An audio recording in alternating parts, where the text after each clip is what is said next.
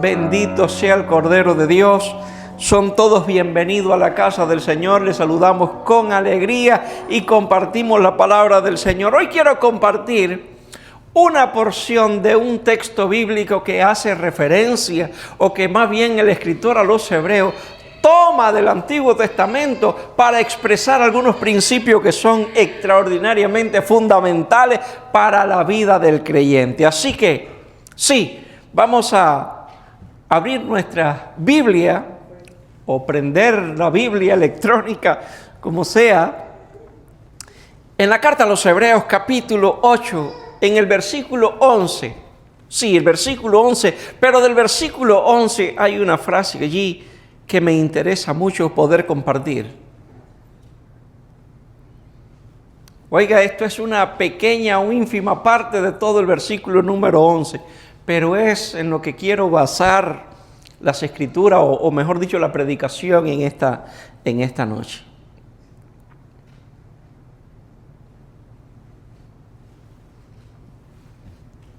En mi Biblia, sería, digamos, 1, 2, 3 cuartos, la cuarta, el cuarto renglón del versículo número 11. Y dice así: porque todos me conocerán. ¿Lo tiene? No sé qué parte, no sé en qué renglón está en tu Biblia. En la mía está en la cuarta. Sé que todas las Biblias no son exactamente el mismo formato, pero allí todas básicamente dicen lo mismo, ¿verdad? ¿Y cómo dice allí?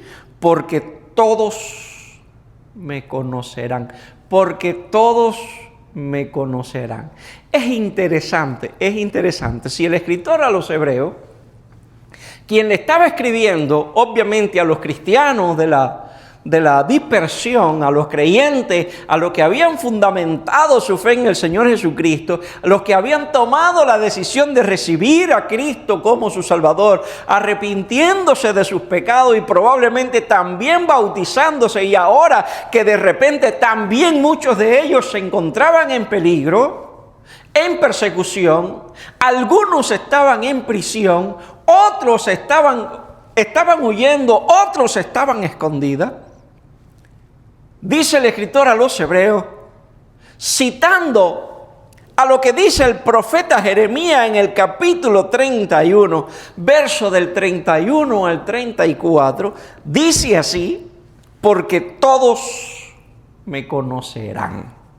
Porque todos me conocerán. Sí, esta porción usted puede encontrarla en Jeremías, el libro del profeta Jeremías, capítulo 31, verso del 31 al versículo 34. Y me encantaría, porque básicamente es una profecía de lo que había de suceder. Digamos, algo que el profeta estaba recibiendo en ese momento, de lo que había de manifestarse unos cuantos años después, ¿verdad? Probablemente, me imagino que Jeremías se sintió muy contento, muy gozoso, porque recibir una palabra tan grandilocuente como esta indiscutiblemente traía gozo. ¿Por qué? Él entendía que no era para su generación, que no había una manifestación momentánea o por lo menos a corto plazo, sino algo que sucedería en la postrimería. Y sí, todos me conocerán. ¿Sabe por qué? Porque siempre fue personal, porque siempre se trató de ti. ¿Estás entendiendo eso? Porque siempre se trató de ti, porque siempre se trató de mí. La idea nunca fue, o por lo menos no la idea original, nunca fue el conglomerado. Siempre fue personal. ¿Sabe? Y desde el principio se empieza a manifestar esta idea de Dios. Digamos, en el jardín Edén, después de crear todas las cosas que Dios hace, crea al hombre. Diga conmigo, al hombre. No creó 2 hombres, no 3, no 4, no 5, porque siempre se trató de algo personal, de una relación personal. Y del hombre sacó, obviamente, una mujer. No sacó 2, no sacó 3, no sacó 4. Interprétese como se quiera interpretar, respeto a todos los que interpretan de esta manera o de aquella manera, está bien, pero no hizo dos Adán ni hizo dos Eva. Hizo uno y de ese uno sacó la otra. Y de repente así se trata, amados y amadas, siempre fue personal. Si bien algunos teólogos, alguna teoría sobre la creación dice que Adán representa la masculinidad, ok, está bien, pero siempre fue personal, fue con él. Y si Eva representa lo opuesto, la feminidad, pues entonces también siempre fue personal, fue con ella. Dios estableció una relación con él y Dios estableció una relación con ella. Un poquito más adelante, un poquito más adelante.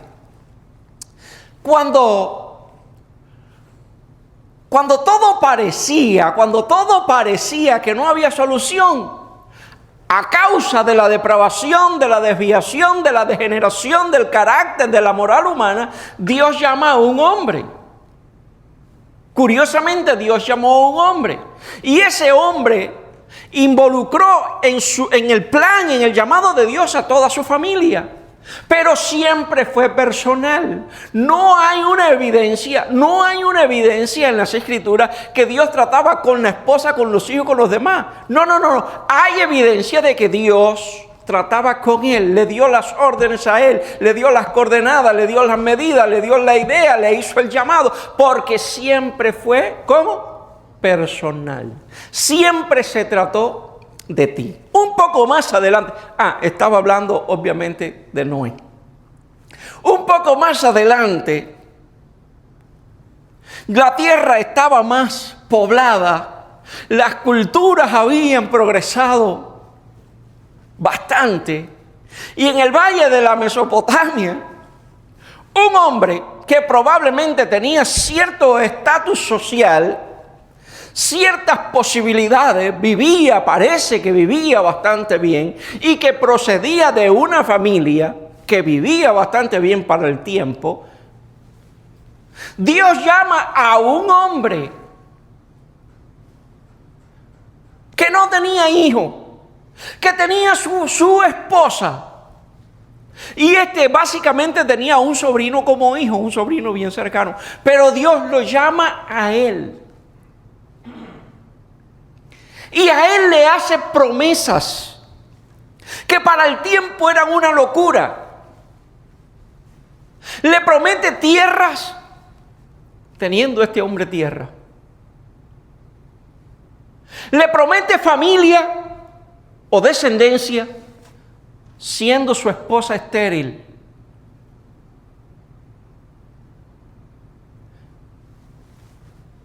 Una descendencia tan numerosa como las estrellas del cielo o las arenas del mar, incontable. Y el hombre se la creyó.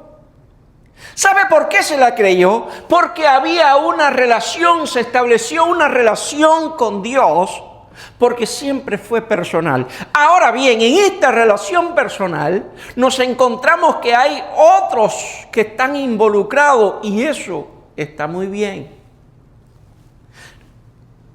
Un poquito más adelante,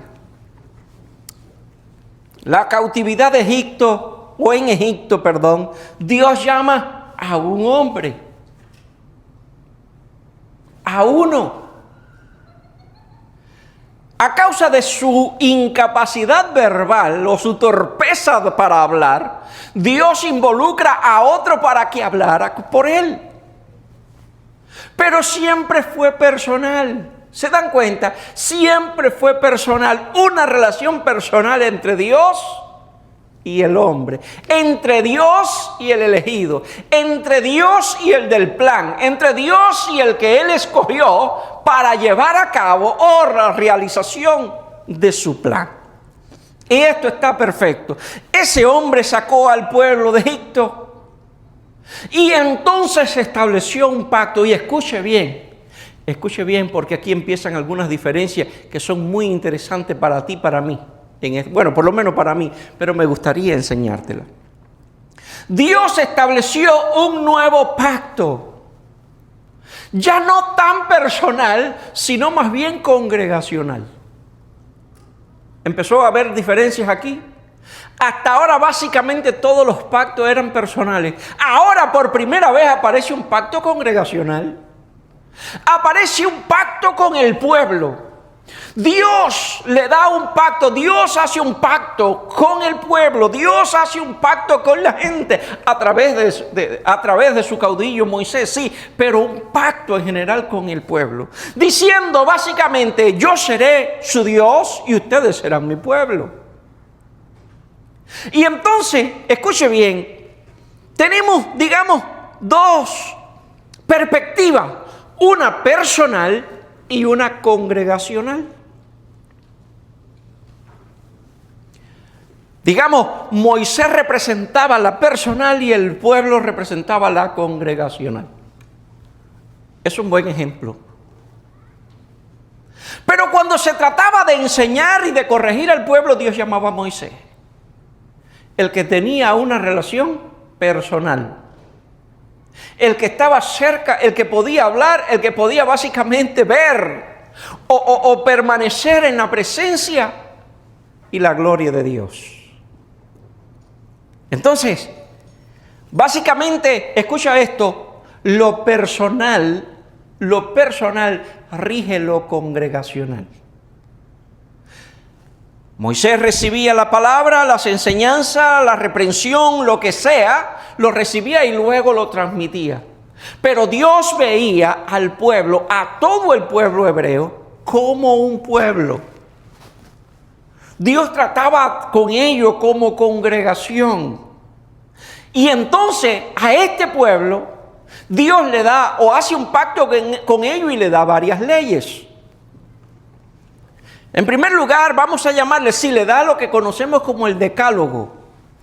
Digamos, Dios le da leyes morales. A lo que nosotros llamamos 10 mandamientos, leyes morales. Dios le da una serie de leyes morales. Esta serie de leyes morales tenían que ver, como su nombre lo indica, con su moral. Pero también le da leyes cívicas. Y a través de estas leyes cívicas, Dios le está enseñando a su pueblo cómo debía ser la coexistencia, la convivencia con los demás, cómo debía ser la relación con los demás, cómo debían comportarse socialmente.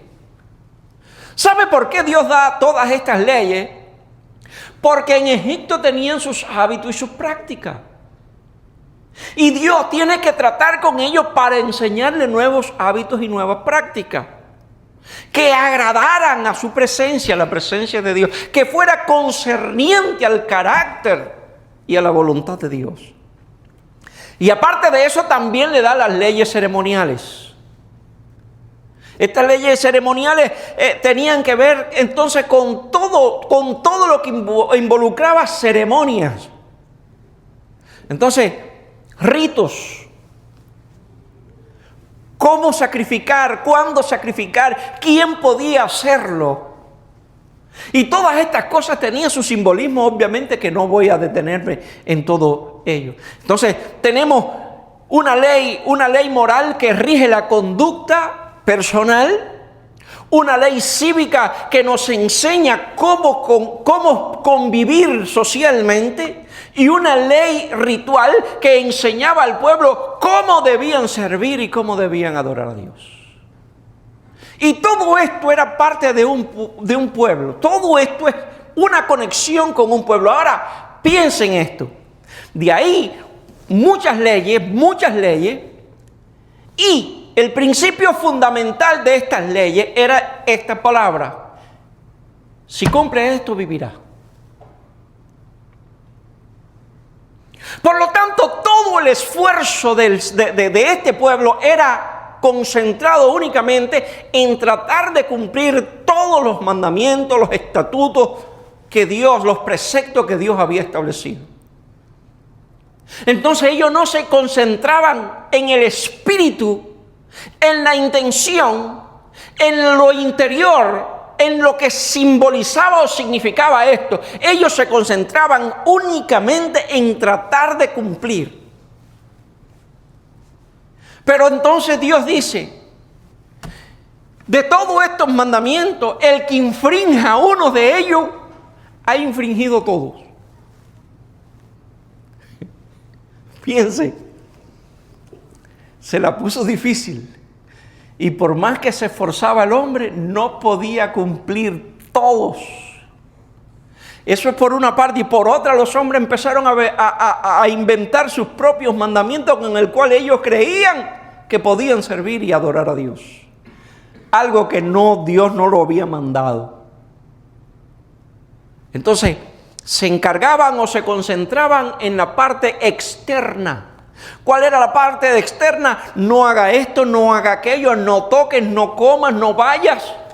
Eran limitaciones y limitaciones y limitaciones. Y llega al hombre, la concepción humana, que dice, pero yo no puedo cumplir todo eso. Y esa era la idea. Que el hombre llegara a la conclusión de que no podía cumplir todo aquello. Y que por más que se esforzara, iba a fallar en uno, y cuando fallaba en uno, fallaba en todo.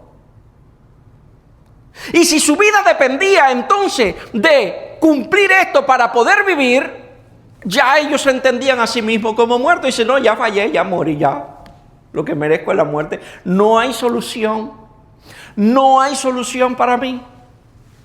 Y entonces empezaron a crear distintos grupos que se esforzaban más y llegaron ¿cómo decir?, a especular de cierto grado de santidad, pero esta también era superficial. Esta prosperó tanto que hasta los tiempos de Cristo, el Señor Jesucristo, llegó, pero todo era superficial. Una carencia del verdadero sentido del pacto. Jesús entonces le llamó a esta gente sepulcro blanqueado. Se esforzaban en cumplir la parte externa de la religión, pero negaban la eficacia de ella. Entonces uno puede decir, pero ¿qué pasa? ¿Que el pacto no era bueno? No, el pacto era bueno, el mandamiento perfecto. Pero a causa de mi debilidad, a causa de mi humanidad caída y degenerada, apartada o separada de Dios, desconectada del propósito, se hacía ineficaz. Sí, este pacto, esta ley te decía, tú eres pecador, pero no te otorgaba soluciones para lidiar con tu pecado, por lo menos no permanente. Y te voy a poner un ejemplo. Usted llega de trabajar y se mira en un espejo y probablemente usted se ve medio desaliñado y, en mi caso, sucio, por el rigor de mi trabajo. ¿Verdad? El que pinta se ve todo pintado, el mecánico todo engrasado. Usted se para en el espejo y el espejo va a reflejar tu realidad, pero que el espejo no puede solucionarte, ¿no? No puede limpiarte. El espejo no puede cambiar tu estado. Y así mismo era la ley. La ley era tan perfecta en ese sentido que cuando usted se paraba delante de ella, usted se daba cuenta de que usted era malo, que usted era caído, que usted estaba lejano, que usted era pecador. Por lo tanto, la ley estaba reflejando tu verdad, la tuya, pero no podía hacer más nada. La ley no podía perdonarte. La ley se hacía ineficaz a la hora de tratar con los problemas del corazón. La ley se hacía insuficiente a la hora de tratar con los problemas internos del corazón humano, con nuestra verdad interna, con nuestras tentaciones. La ley no podía allí hacer más nada. Era especialista en señalarte, y eso está bien. Alguien debía señalarme lo mal que yo estaba. Eso hacía la ley, pero no me otorgaba solución. Me daba un poco de bálsamo. En otras palabras, me pasaba la mano, buscó unas soluciones momentáneas, a través de esta misma ley, y eran los sacrificios anuales y las distintas fiestas o festividades en la cual habían sacrificios, y yo llevaba animales, palomas, becerro, para que el sacerdote sacrificara, y así supuestamente me perdonaban mis pecados, pero el año que viene tenía que volver. El mismo espejo seguía reflejando mi estado, mi condición. El espejo estaba lindo, el espejo estaba limpio, el espejo cumplía su propósito, pero me reflejaba, me dejaba ver mi condición. Pero curiosamente, quien ofrecía sacrificio para mí era un hombre igual que yo, que antes de ofrecer sacrificio por mí tenía que hacerlo por él mismo, porque él también pecaba, porque él también estaba lejos, porque él también estaba distante. Entonces Dios levanta al profeta Jeremías y, digamos, le deja ver lo que habría de suceder en un futuro. Y dentro de las cosas, Dios dice: y pondré mi ley en su corazón. Voy a leerlo un poquito. Y sobre su corazón le escribiré, y seré a ellos Dios, y seré a ellos por Dios, y ellos me serán a mí por pueblo. Y ninguno enseñará a su prójimo, ni ninguno a su hermano, diciendo: conoce al Señor. Y ahí viene la parte del que yo te leí: porque todos me conocerán. Entonces, fue necesario introducir un nuevo pacto. Diga conmigo: un nuevo pacto. Ese nuevo pacto se llama fe y gracia. Simple y llanamente, un pacto basado en fe.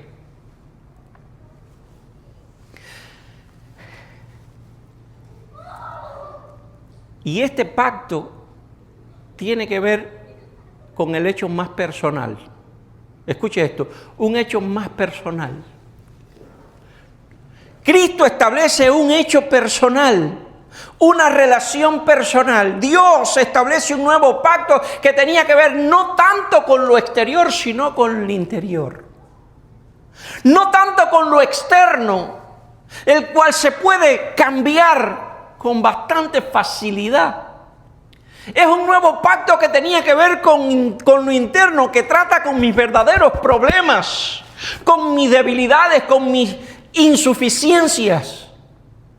Y entonces, en este nuevo pacto superior al antiguo, Dios establece una relación personal. Y este es el hecho de que quiero volver a la primera frase. Siempre fue personal. Siempre, siempre, siempre tuvo que ver contigo y conmigo. Y no necesariamente lo más importante es lo congregacional. En lo congregacional, aquí nosotros aprendemos. En lo congregacional nosotros nos edificamos. En lo congregacional compartimos. Adoramos juntos. Conversamos un poco. Nos ponemos al día, pasamos un buen rato, ¿sí? Eso es en lo congregacional. Compartimos alabanza, compartimos la palabra, pero ahorita en unos minutos se acabó lo congregacional. Y si la relación fuera congregacional únicamente, entonces no tendríamos más ninguna otra relación con Dios que hasta el domingo que viene. Pero no es así, a Dios gracias. Ahí es donde viene esa relación personal, de que usted sale de aquí, pero sigue teniendo una coinonía, una relación, una intimidad con el Señor Jesucristo, aquel que te llamó de tus tinieblas o de las tinieblas a su luz admirable. Y tal es así la idea que la Biblia nos enseña, que nos hizo reyes y sacerdotes para Dios su Padre. ¿Sabe? El privilegio del ser sacerdote de la antigüedad era el poder entrar a la presencia de Dios. Un hombre, dos hombres, un sumo sacerdote, muchos ayudantes, pero un solo hombre podía entrar a esa presencia, podía establecer esa comunión, podía ser del que tenía que hacerse cargo. Pero en el nuevo pacto, en la fe, ese privilegio de uno se terminó. Ese privilegio de uno solo se acabó. Y Dios entonces estableció en el nuevo pacto una relación personal contigo. Y básicamente te dice a ti, me dice a mí, tú eres sacerdote. En otras palabras, tú tienes acceso a mí. Tú puedes llegar a donde yo estoy. Tú puedes comunicarte conmigo. Tú puedes hablar conmigo. Tú puedes relacionarte conmigo. Porque siempre se trató de ti. Siempre se trató de ti. ¿Sabe? Mañana no sabemos qué pueda pasar. Digamos, hay una ley, digamos, es un ejemplo, hay una ley que prohíbe que los creyentes se congreguen. Ya eso lo vimos, ¿o no? Mis hijos, ya eso lo vimos. ¿No lo hemos visto? Sí, ya lo vivimos. ¿Cuándo? En la pandemia. ¿Recuerdan? Las iglesias se cerraron. Usted no podía salir de su casa. No podíamos congregarnos. Y entonces, ¿qué hubiera pasado si todo hubiera sido congregacional? Pero se trataba de ti. Y en tu casa, en tu persona, en tu intimidad, tú seguiste sirviendo, adorando, buscando a Dios. Porque de eso se trata, una relación personal con Dios. Tal es así que dice Dios, escribiré mi ley en sus corazones. A la antigüedad se la dio en tabla de piedra. A ti te dice, escribiré mi ley en sus corazones. Sacaré corazones de piedra y pondré corazón de carne. En otras palabras, sacaré el viejo pacto y pondré uno nuevo. Entonces, en este nuevo pacto, ya no se trata de que yo me veo en un espejo. Mejor no, me veo en el espejo del nuevo pacto con la misma condición de lo que yo soy. Pero ahora tengo la virtud, no solamente que el espejo me refleja como estoy, sino que también entonces hay una posibilidad auxiliar de poder arreglar mi condición, porque ahora el espejo cambió. El espejo ahora se llama Cristo Jesús.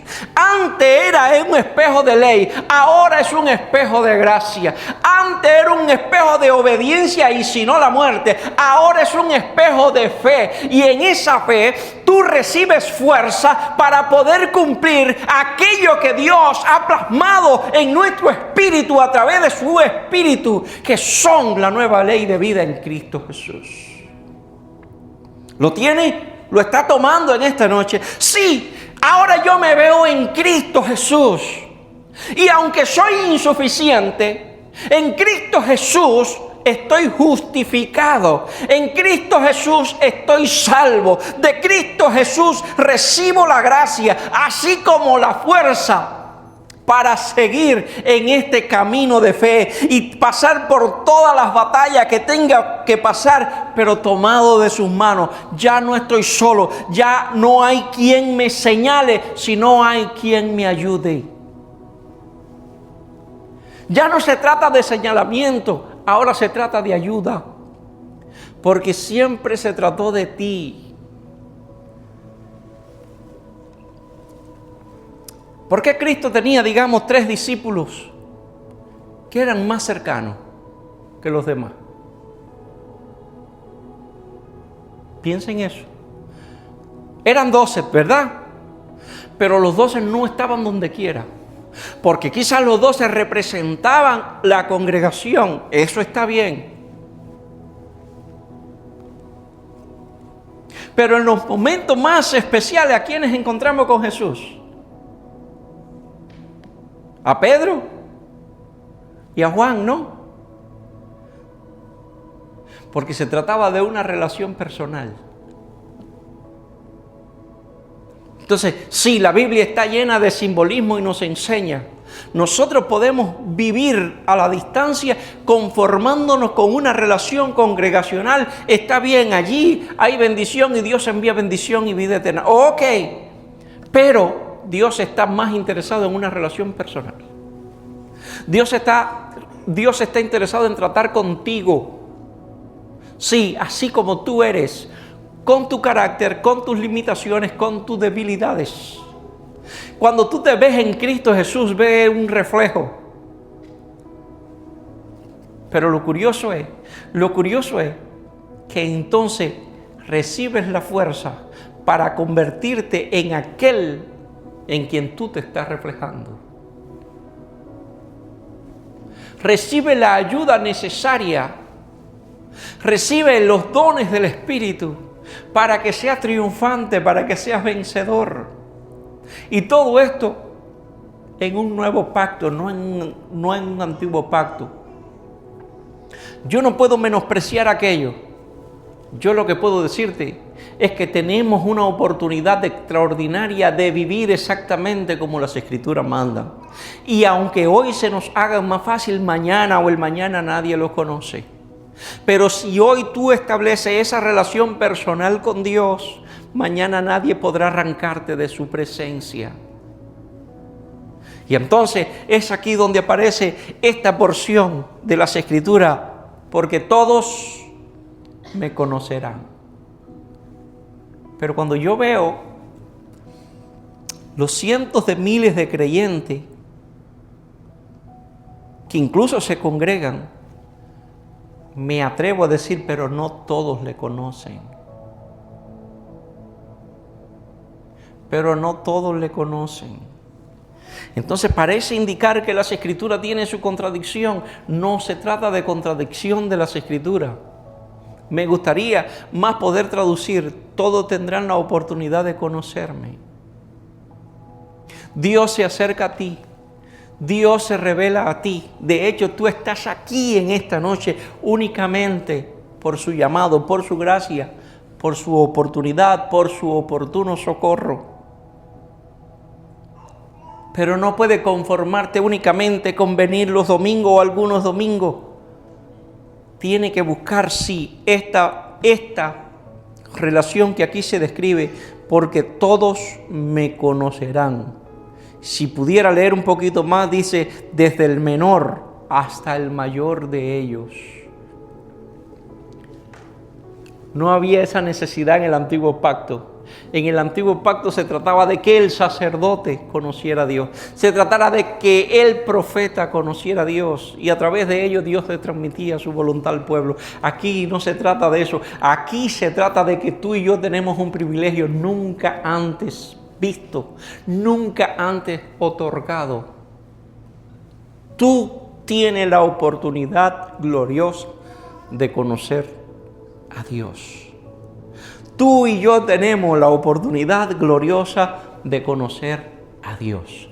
Repito, aquí venimos y nos educamos, nos edificamos, aprendemos. Pero cuando terminamos aquí, tú debes seguir en tu relación personal con Dios. Y eso es lo más importante. La congregación o lo congregacional pueden quitártelo, pero lo personal nunca. Oramos. Gracias, Señor, en esta hora por tu amor, tu bendición y tu paz. Tu verdad está sobre tu iglesia, Señor. Y nosotros queremos vivir en esa verdad, teniendo una relación personal contigo. En el nombre del Señor Jesucristo, más allá de lo que alguien pueda opinar, decirnos, queremos una relación contigo. Tenemos esa oportunidad y tú pones en nosotros el querer como el hacer por tu buena voluntad. Tú eres quien se acerca, tú eres quien se revela, tú eres quien da el conocimiento. Nosotros reconocemos nuestros déficits, por eso nos acercamos a ti. Tú eres el dador de la vida, tú eres la fuente de la vida, tú eres nuestro ayudador, así como nuestro proveedor. De igual manera, oro por la iglesia para que reciba esa fuerza espiritual para acercarse a ti. Y de esa manera también oro por su fuerza física para permanecer en la labor que nos ha tocado, Dios mío, sobre esta tierra. En el nombre del Señor Jesús, llévanos en bien a nuestros hogares y que tu mano de provisión y bendición siempre sea sobre tu iglesia. Y que cuando estemos ausentes los unos de los otros, todavía podamos decir, alabado sea el Señor. En el nombre del Señor Jesucristo, amén y amén. Que Dios continúe bendiciéndoles.